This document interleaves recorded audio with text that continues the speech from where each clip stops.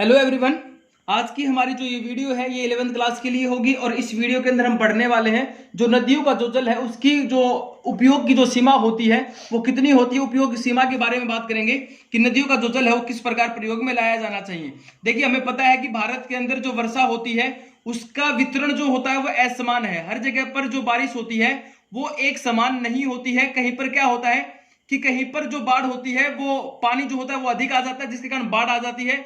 कुछ क्षेत्र ऐसे होते हैं जो सूखे रह जाते हैं जिसको हम क्या बोलेंगे कि वो शुष्क ऋतु निकल जाती है। पूरी की पूरी मानसून वर्षा में बहुत कम बारिश होती है और वहां पर सूखे की कंडीशन बन जाती है।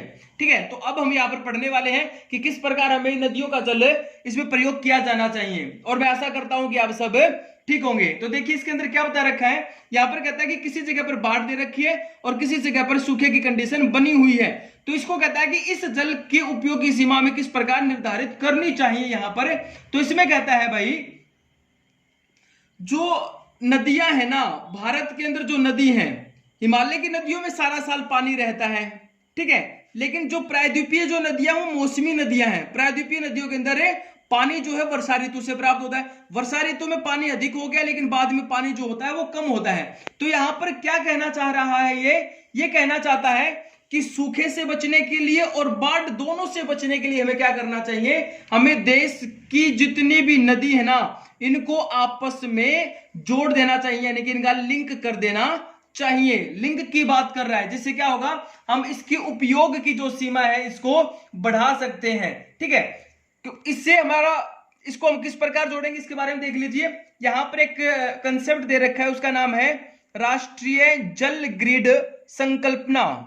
जल ग्रिड संकल्पना। भाई देखिए ये जो कंसेप्ट दे रखा है ना इसमें क्या बता रखा है। इसमें कहता है कि देश के अंदर जो तमाम जितनी भी नदियां हैं, ठीक है, जितनी भी नदियां हैं, चाहे वो गंगा नदी तंत्र के तहत हो, सिंधु नदी तंत्र के तहत हो या फिर ब्रह्मपुत्र नदी तंत्र के तहत हो, उसके बाद प्रायद्वीपीय जितनी भी नदियां हैं, कहते हैं सभी नदियों को आपस में क्या कर देना चाहिए, आपस में नदियों को जोड़ देना चाहिए। मान लीजिए कि गंगा नदी का जो लेवल है, जो पानी का जो बहाव है ना वो तेज हो गया, मानसून आने के कारण गंगा नदी का बहाव तेज हो गया। किसी स्थान पर क्या होगा, वो बाढ़ की कंडीशन पैदा कर देगा।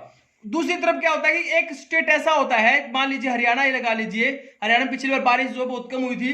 ठीक है, मान लीजिए हरियाणा के अंदर सूखे की कंडीशन बन गई है, वो बारिश का इंतजार कर रहे हैं और दूसरा हिस्सा डूब रहा है।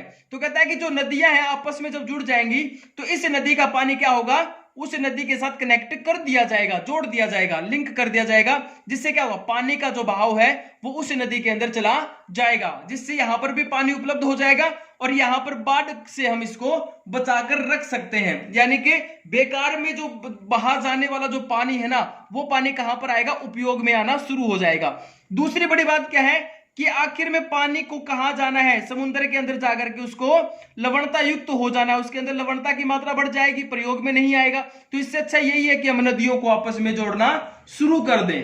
ठीक है, और इसके लिए जो मुख्य बिंदु है कौन कौन से, किन बिंदुओं के ऊपर ध्यान दिया गया है। तो इसमें कहता है एक तो है कि जो सूखाग्रस्त जो क्षेत्र है ना उन क्षेत्रों के अंदर सिंचाई की सुविधा शुरू हो जाएगी। अगर हम इन नदियों को जोड़ देंगे तो पूरा साल वहां पर क्या होगा, पानी उपलब्ध होना शुरू हो जाएगा। ठीक है, जब यहां पर बाढ़ आ जाएगी, जब वर्षा का मौसम होगा, ठीक है, वर्षा के मौसम के अंदर कहता है कि उनके ऊपर क्या बना दिए जाए, जलाशय बना दिए जाए, बड़े बड़े बांध बना दिए जाए, जिससे उस समय तो पानी इकट्ठा हो सके और जब बारिश चली जाए, जब मानसून का मौसम खत्म हो जाए तो वहां उनसे पानी जो है सिंचाई के लिए प्राप्त हो सके। ठीक है, इसका बेनिफिट एक ये भी होगा। उसके बाद ये कहता है कि यहां पर कहता है जो पठारी क्षेत्र है वहां पर भी विद्युत का निर्माण जो है आसानी से किया जा सकता है। जितने बड़े बांध बनाए जाएंगे उनसे विद्युत का निर्माण किया जा सकता है। ठीक है, और हमारे देश में देखो भाई बहुत अधिक मात्रा में जनसंख्या पाई जाती है, उसके लिए हमें कृषि करनी पड़ती है और कृषि के लिए हमें जरूरत है सिंचाई की। तो कहता है कि पूरा साल हमें क्या होगा, सिंचाई की सुविधाएं उपलब्ध होनी शुरू हो जाएंगी।